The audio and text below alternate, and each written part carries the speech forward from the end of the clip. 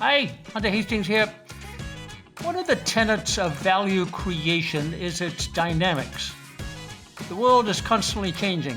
Customer preferences are constantly changing. Competition is constantly changing. The entire economy is constantly changing. And so value creation needs to keep up and ideally stay ahead of those dynamics. A tool for dynamic value creation is learning. The dynamic environment is pouring knowledge towards us, data, information, understanding about the customer, and we have to process it at speed, at high quality, and get the insights from it that give us a competitive advantage, both in terms of dealing with our customer and in terms of a better service than anybody else can offer. How is it possible to learn faster and better than anyone else? Well, the answer is that we learn through our own lens, through our own unique perspective, our own intent, our own purpose that nobody else can produce. That's what enables us to create unique learning. I had the opportunity to speak with Damon Lemby, CEO of the Learn It Corporation, and Darren Bridgett, the Chief Learning Architect. Their motto is learn it all. And so they teach learning techniques, they teach people how to learn, they help us understand learning as a skill and one that we can develop. This is the Value Creators Podcast.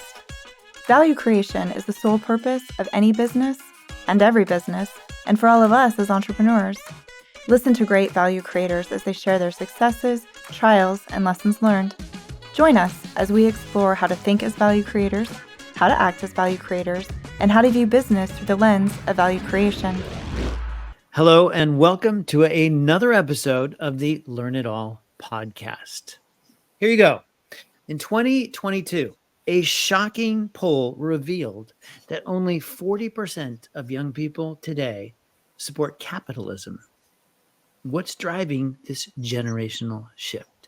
Let's find out today. We are Damon Lemby, CEO of Learn It, Darren Bridgett, Chief Learning Architect at Learn It, and we are joined by Hunter Hastings. Hunter is an economist, a venture capitalist. He's published 5 books on marketing, service business strategies.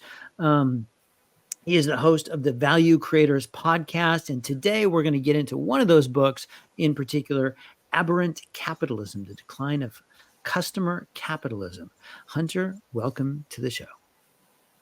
Hi, Darren. Hi, Damon. It's great to be here. Thank you for inviting me. Yeah, we're really happy. I have to say, you did a podcast with Damon not so long ago, and it was one of my favorite podcasts that Damon was on because you asked questions that were so smart. I actually feel a little intimidated right now.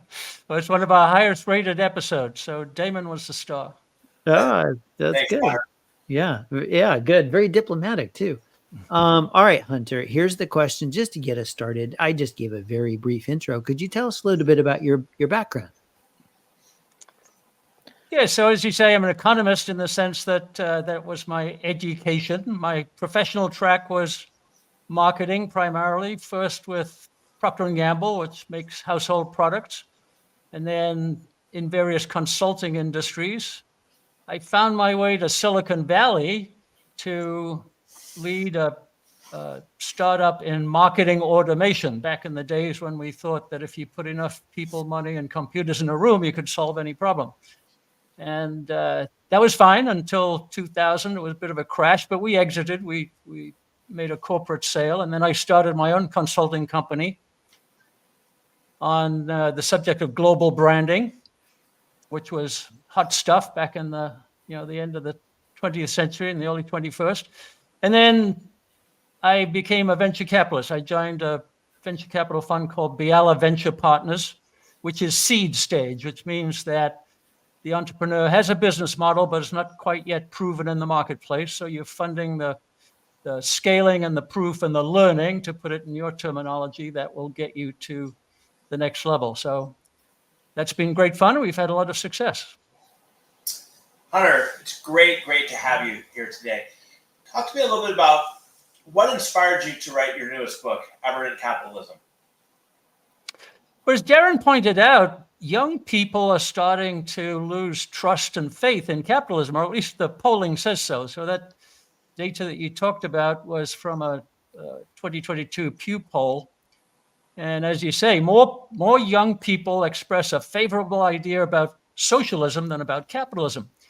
So how can that be? It's kind of counterfactual, because capitalism is the economic system that has raised so many people worldwide out of poverty and into higher levels of not only per capita income, but also well-being. So why are these young people seeing it this way? And when you dig a little deeper, what they're complaining about is corporations. So trust in corporations in similar polls is at a very low level. Trust in what they call small business is actually pretty high. It's up in the 80s and 90s in percentage terms. So what they're complaining about is corporations. And why is that? And we can get to the punchline, because you and I talk about the same issue. It's about corporations losing empathy. And so we embarked on this history, starting with the invention of the corporation, which was a fabulous innovation in its time. So we start in about the second half of the 19th century with the Standard Oil and Quaker Oats and Singer Sewing Machine, all of the corporations that introduced mass marketing, mass production, mass distribution at a time when the population was expanding and had lots of new needs. So one of my favorites is Standard Oil, which the yellow press calls robber barons. John D. Rockefeller was a robber baron.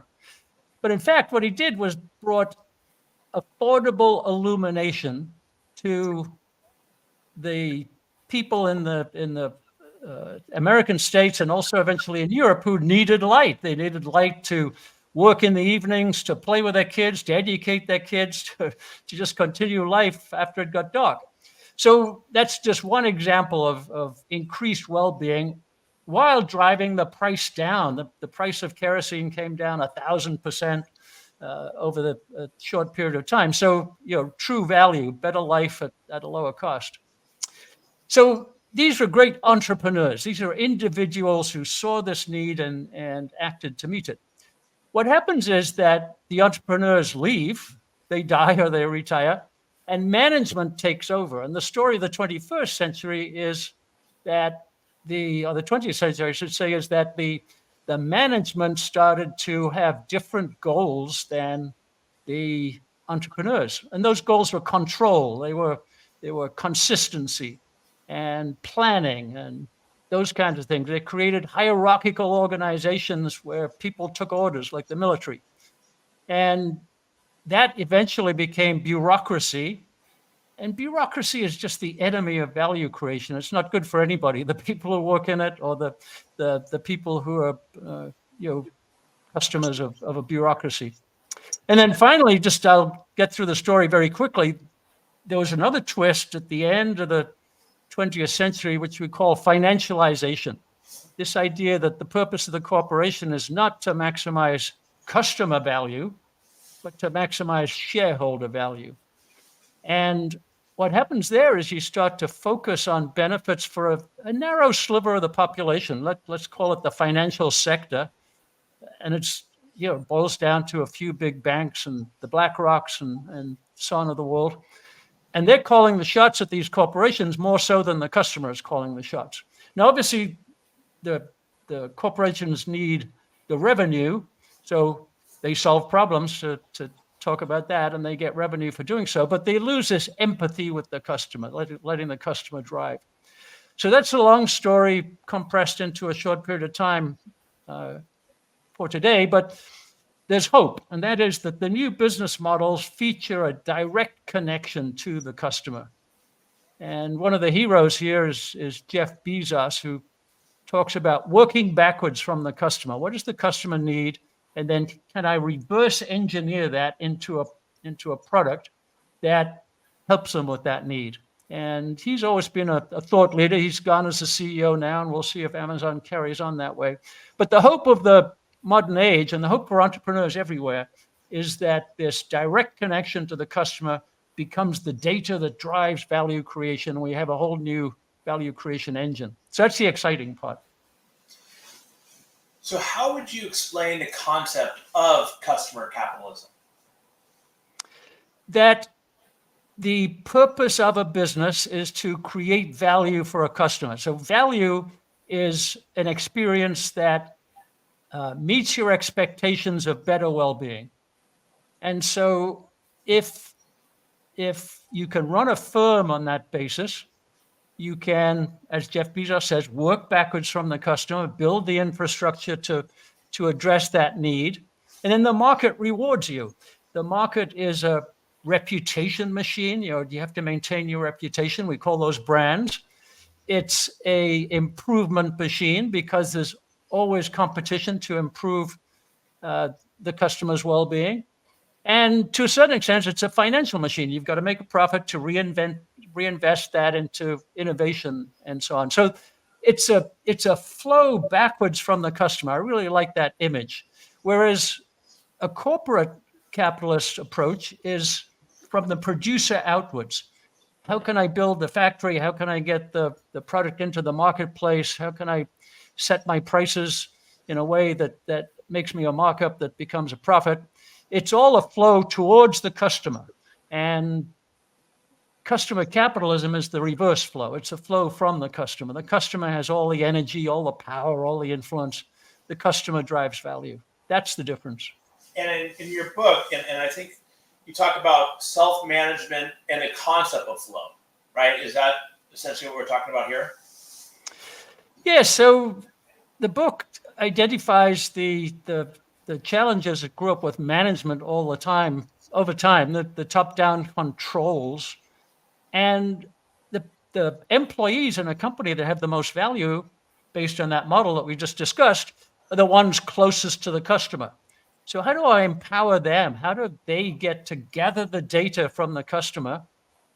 How do they get that to flow back through the corporation? How do they get it into the innovation department and the finance department and the customer service department and so on? And the best way to do that is self-management, turn them loose.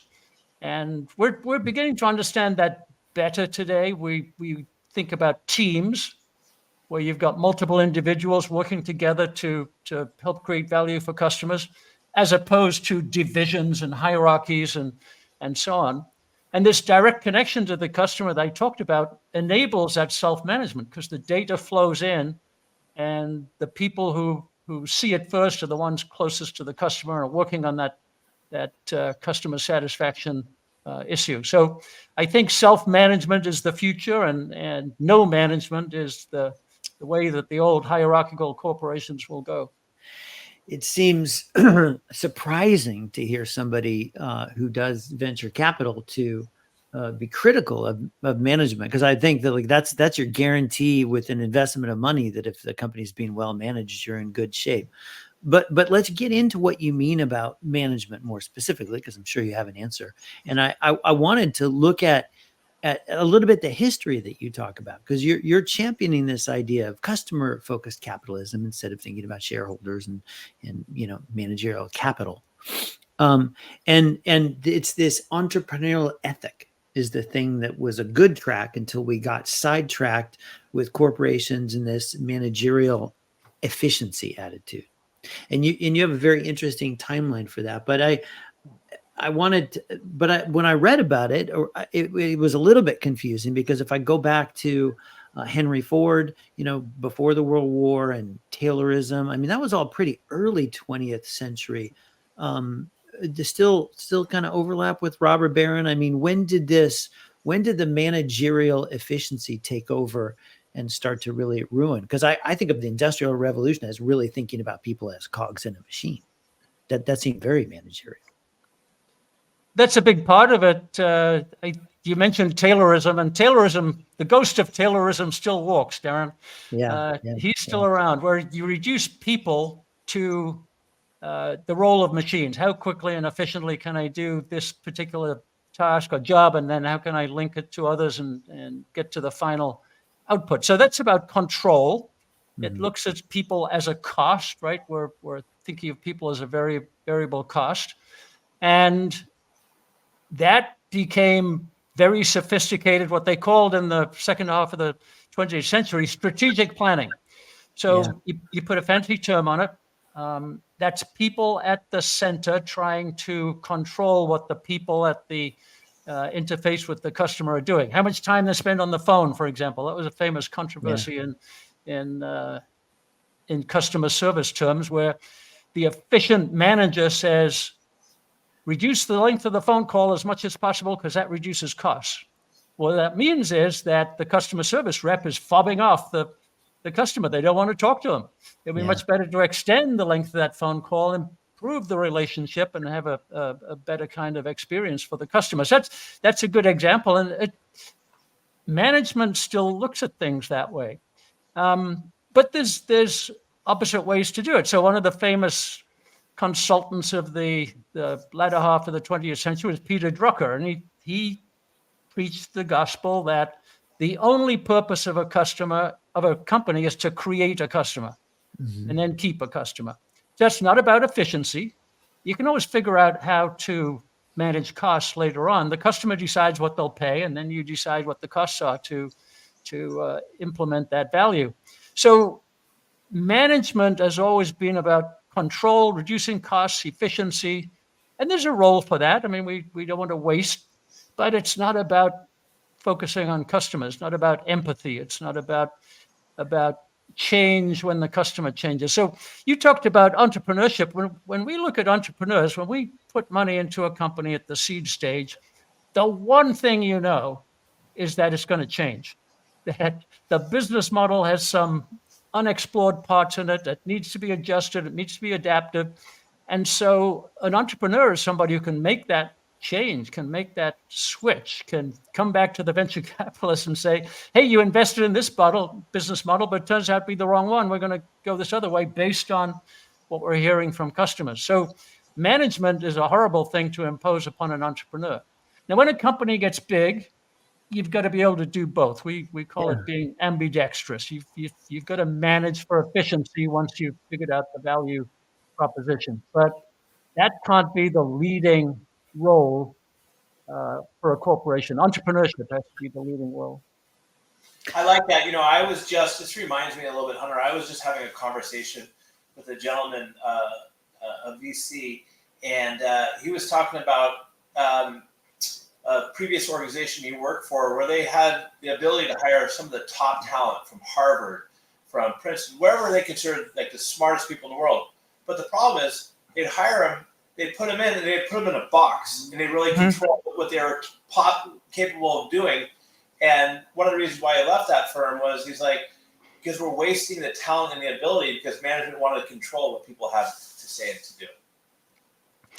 Yeah, and that's true of, we complain a little bit about MBAs, kind of the A. They're teaching business administration, how to manage the business, as opposed to what we would like to teach, which is a must of business entrepreneurship. How do you keep the entrepreneurial ethic, as you call it, which is a great term, in a larger corporation? We saw that problem with engineers a lot.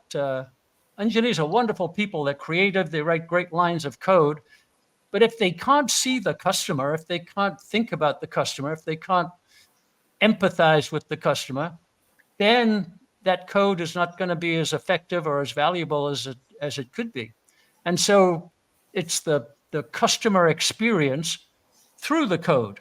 And that's what we have to solve for, to get both of those things together, write great code that gives great experience. Hunter, I almost feel like you're a marketer in that Christensen way, masquerading as an economist. Well, I think that's true, but the two functions in a corporation that Peter Drucker talked about that we named were innovation and marketing. And in my brand of economics, it is marketing. So if you understand value, that value is subjective. That's the fancy term for it in economics. That means it's in the customer's head. That means you have to empathize with them, get inside their head to understand that. And then you've got to build the infrastructure, the companies, the services that that address that need, that requirement for value. So that is economics. Now, economics went the same way as management in the 20th century. It became mathematicized, it became top-down, it became government economics, as I call it. We think we can tweak this lever, the money supply or government spending or something to get a better outcome. That's got nothing to do with customers and well-being. So I think economics went the same way as management, in the wrong direction. Hunter, prior to coming on stage today, so to speak, we spoke a lot. We spoke about problem, solution, and really what we should be talking about is need. And can you share a little bit about what you mean? And I really like the example about the mom story you told. Yeah, so it's a mechanical way of approaching things to say we're problem solution. What problem does the customer have? Now, there's some merit in that. They want to solve a problem. But as you made reference to, I grew up in consumer packaged goods. My customer was mom, and the problem we were solving was cleanliness in laundry, getting shirts whiter and brighter and smelling better and all those other kinds of things. So that was a problem to solve in that sense. The clothes weren't as white as they could be. And mom may have been aware of that she may have had that functional point of view. But what she's trying to do is be a better mom. That's her need. She wants to be the best that she can. She wants to be the mom of the family that wants to be proud when her husband goes to the office. She wants to feel good that her husband can be proud of how he's dressed. The kids are looking good when they go to school. That's about being a good mom. And that's, I'm generalizing for a consumer issue, but my job was to understand mom. What does mom feel about washing? How does it fit into her life? How does she fit it in between groceries and the office and everything like that? And how can I make her feel better about it? So problem solving has a role, but it's a mechanical view of the world. And what we're trying to achieve is this empathic view of what do customers feel? And that's true of business to business in this high technology world, just as much as it is of consumers. Is my office running well? Are my people having the best possible productivity tools? Is their state of mind such that they'll be working hard and be collaborative and those kinds of things? So it's this feeling, identifying feelings of value, that's the skill, that's the need. It's kind of amazing, going back to the title of your book, Aberrant Capitalism, that I just assume capitalism is so much qualitative, it's numbers and things, but it's kind of like you're saying it's aberrant because it's lost its humanity and its empathy. But then the thought that I have there, because we talk about the real issue that a lot of people have is with corporations, not with capitalism moving forwards. And we're treating corporations like people legally, but a corporation by definition doesn't have empathy. Like, isn't that like, how do you square that? Well, you're right. A corporation is a legal entity, and that's been a functional benefit to society, as we talked about, the ability to achieve the kinds of scale that it can achieve. But it's also, at the same time, and more importantly, a nexus of relationships. And so we should think about capitalism as relationships. So we're talking about the relationship of the customer with the corporation. And the corporation is just a bunch of people. And they come together with hopefully a shared purpose, and they collaborate in order to bring value to the customer. I'd be happy in a world, Darren, where there were no numbers in that sense, that it is all qualitative. Now, in accounting, you get to the numbers in retrospect. So the numbers are a result. So I please the customer. The customer's willing to pay. That comes to me as cash flow. I've got some costs. I do the accounting. It's after the fact. What we do wrong with numbers is plan the future. I must hit this quarterly earnings target. I must sell 1.7 million units. And then you start to get into that mechanical business of forgetting the customer and what the customer wants, and incentivizing the sales force. So one of the great examples we had just recently, probably over a year old now, but Wells Fargo Bank. their job is to facilitate the customer's financial life. And they thought that, hey, we can do that if we open lots of different service accounts. They can have credit cards, they can have checking, they can have all kinds of other things. So they provided a numerical incentive to the sales force. The more accounts per customer you get, the bigger your bonus. The sales force started to create fake accounts. They didn't tell the customer they created fake accounts. And that's because they were driven by a number, open more accounts, not a qualitative goal, facilitate the customer's life in a better way. So that was a very stark example, I think. In your book, Hunter, you say one of the big twists, and you touched on it a little bit, but I'm hoping you could maybe explain to our audience, is financialization. Yes, so there's a set of data from the Bank of International Settlements, which is actually the biggest central bank in the world, the central bank of central banks. It says if the financial sector gets bigger, the productive economy serving customers gets smaller and starts to decline and fail. And that's because it's diverting value from the customer to the financial sector. And so, again, the customer is still willing to pay. They're providing cash flow to the corporation, but the corporation extracts that value and provides it to a small sliver of the population, the financial sector, as dividends and earnings, and the worst of all is stock buybacks. And so the people they're trying to please are no longer the customers so much as the financial sector. And they start to impose conditions on that company. It's where we get a lot of the pressure for these ESG rules and the DEI rules. It's coming from the financial sector. It's draining the value from customers and re-diverting it to a narrow sliver of individuals. So financialization, maximizing shareholder value, became the mantra of corporations instead of maximizing customer value. We can still make profits, we can still reward our shareholders, but we can't make that the primary focus. It's got to be an outcome, a result of creating customer value, not the purpose that replaces customer value. And the buybacks, I assume, I think from my research, is because that money should be pumped into R&D, right? Well, exactly. So we have some examples in the book where companies use more than 100% of the net earnings that they make in a year in the form of dividends and buybacks, i.e. giving it to the shareholders. Now, that in the capitalist world, that revenue should be plowed back into R&D and new projects that are long-term, uncertain. We're not sure what's going to happen, but it's for the benefit of customers.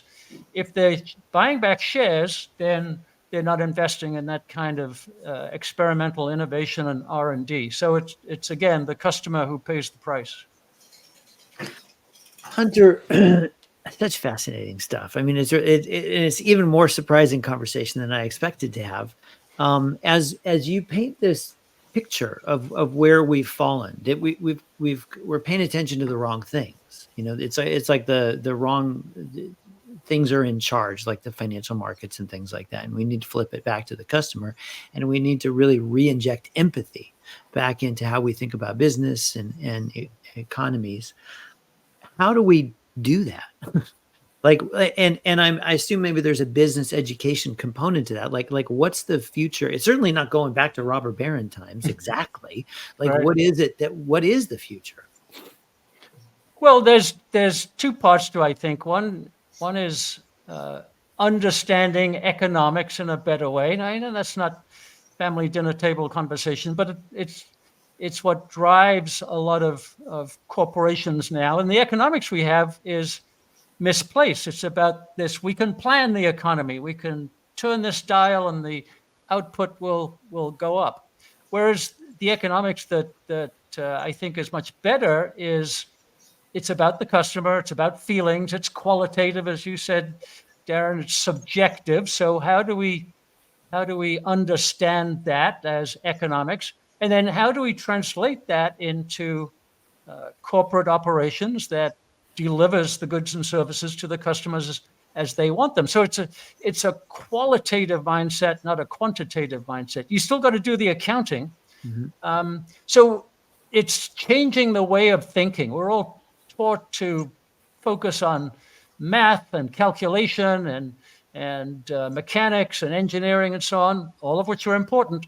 But there's a cultural focus on subjective quality experience, the love of life, which economics doesn't really capture very well. So I think it's a cultural transformation, but economics has a big part to play. Talking about changing the way of thinking, how about changing the way business education is run? Can you talk a little bit about that? And then I'd like to get into your online courses that you just produced. Yeah, so the one way that the current situation that we've just described came about is business education. And part of that is formal, and the MBA and business courses, they've been around since the late 19th century, but it's teaching financial management, spreadsheet management, operational efficiency, all of those things, really important. But it doesn't teach this customer value creation in the same way that we'd like it to be taught. And so we think there's an opportunity for reform there. And to Darren's point, it would start with understanding value. What is value? It's a subjective feeling that the customer has. Well, how do I figure that out? Well, that's empathy. Empathy is a business tool. Then how do I bring that to the customer? That's design as a process. So there's actually a lot of good work going on in design that's driven by the customer. And then how do I innovate? How do I keep getting better? So innovation management's a big part. One of the problems with corporations that we tracked in the book, Damon, is that they have been wonderfully innovative, and then they seek to lock it in. They seek to protect it. So they don't innovate into the future. And then thinking about organization in different ways, we like to think of the corporation as a flow, as opposed to a hierarchy or a set of divisions that are managed from the top. And how do we turn people loose at the periphery, as we talked about, the ones closest to the customer? So we think we can teach all of that as principles, and then individuals will apply those principles in running the business. Now we also have to do our accounting, so that's part of the education. So the vision is, let's have a different kind of business school. My mental model is the Masters of Business Entrepreneurship. And entrepreneurship is this universal function, what you call the entrepreneurial ethic, Damon, that my job is to serve the customer, to make their lives better, and I'll be rewarded by the market. As opposed to a Masters of Business Administration, which is about the spreadsheets and the finances and the operations and the efficiency. So that's the goal. And we've just launched our first mini step, if you like. It's the online Value Creators course. You can find it at thevaluecreators.com. And one of the things we're going to do is learn, we'll let people go through the course. We'll listen to their feedback. We'll see what their comments are, and we'll continue to improve. So we've got a number of business professors teaching some of the principles, and a number of business practitioners teaching the experiential learning and action part. And what we hope to do is embed that in corporations, have corporations use it as part of their management training, so that experiential learning takes place inside the corporation, not in the business school. So we're just starting the journey. Can you give us an example of how that could work, where it's embedded into the managerial training? Well, I think it goes through HR initially. So it's got to come from the CEO and the C-suite to say, this is who we are. This is our philosophy. This is our orientation. This is our commitment. And then education can be consumed informally inside the corporation. Maybe it's lunch and learns. You're the experts on learning inside the corporation. In fact, I should take your advice about how best to do that.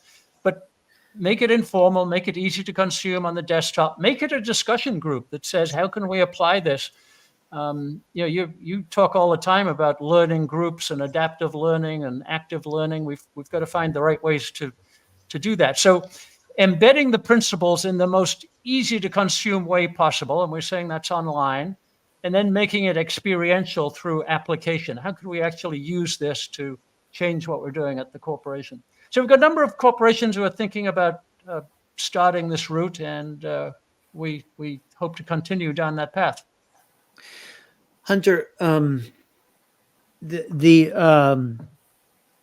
I get afraid that where we're heading in this uncertain future with large language models and the GPTs, the generative artificial intelligence, that the work that gets replaced is the knowledge worker, like the people that are doing the kind of thing you're talking about, which is thinking about how can we innovate, how can we create more value, and what will be left is more of just a little bit more just cogs in a machine.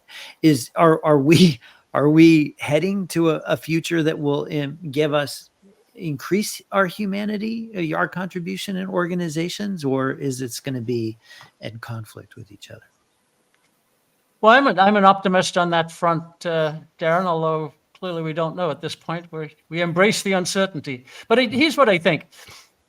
It's a wonderful time for entrepreneurs and for human values, because technology has built us these great platforms on which the entrepreneur can add the layer of value. So Amazon's a great example of that, right? They've got all kinds of ways to help small retailers sell to customers, get data, improve their offerings, improve their pricing, and so on. It's a platform on which the entrepreneur can work. And I think that AI has the potential to go that way. So the large language models become platforms. As long as they're not made proprietary, they're not hard to access, they're open source, we can all build on those. And then we'll build our own entrepreneurial layer. And it'll be actually smarter for entrepreneurship than ever before. I can know you because I'm getting data about you. I can learn your preferences. I can try out different approaches on you. I can find out what you need. And I think the AI will help us to understand need. And then I can build the delivery of a service for that need on top of the large language model. So that's what I think will happen. I think it's going to be actually a great time for entrepreneurship. I think the structure of business will change because lots of companies can build on that platform, not just the largest ones. So the big ones build the AI, but hopefully that's accessible to all to build on this additional layer of entrepreneurial value creation. That's my hope. I like what you said there, and I agree. I think this almost levels the playing field a little bit for the smaller organizations who can get in, who maybe don't have the massive R&D budget, but they can get in with the AI to elevate their organizations, which before they didn't have that opportunity. Right, and the great capital there is human capital, because it's at this stage it's how you write the prompt, how you have the conversation with LLM, right, and what value you can identify in that, and how you can build on it, how you can improve it.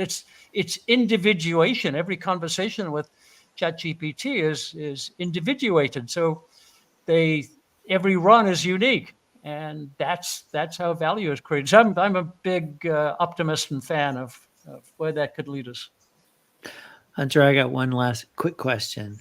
Hopefully, can you help me win an argument? I'll get into arguments with some of my financial friends about, this idea that business is about maximizing value for shareholders. And I want to make the case that it should be Drucker's point, that it should be about getting and creating a customer. Can you give me what's my bullet points for winning that argument? Well, that the most valuable companies in the world today actually display a greater ability to serve customer needs than the old companies that we wrote about in a lot of the books. So I've mentioned Amazon a couple of times before. They create customer value. If you read Jeff Bezos's first shareholder letter, that's what it's about. He says, we're going to serve the customer. We're not going to serve shareholders. We may not even make a profit for a long time. We're going to reinvest in serving the customer. And we're going to have a long-term point of view. And so that was established as the new norm for these big corporations. I think a lot of Apple and a lot of Google has been that way. It's enabling us to create value. Now, the challenge is that the financial bureaucracy and the compliance bureaucracy comes in and they throttle that. So it's a constant fight. But I do think that this direct connection to the customer is creating this new opportunity, and it shows up in stock market values. You look at the 5-year total shareholder return of companies like Apple and Amazon and Netflix and so on. They're outperforming as a result of this direct connection. So the shareholder value is a consequence still. It's an outcome. It's a residual, but it's not the purpose. So Hunter, we have a signature question that we ask typically near the end. But before I get to that, we've talked about a lot, but is there anything that we haven't spoken about today that you want to talk about? Well, no, I'm very happy that you've asked the questions the way you have and supported some of the ideas that we're pursuing.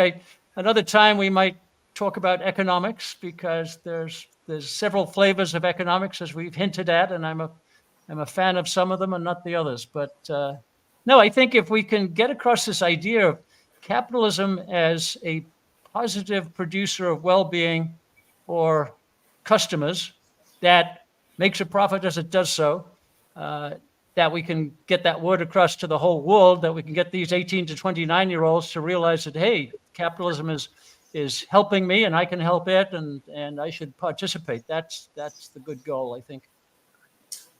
All right, Hunter. So here we go. What is one thing, our listeners have gotten to know you a little bit. What is one thing about you that would surprise our listeners?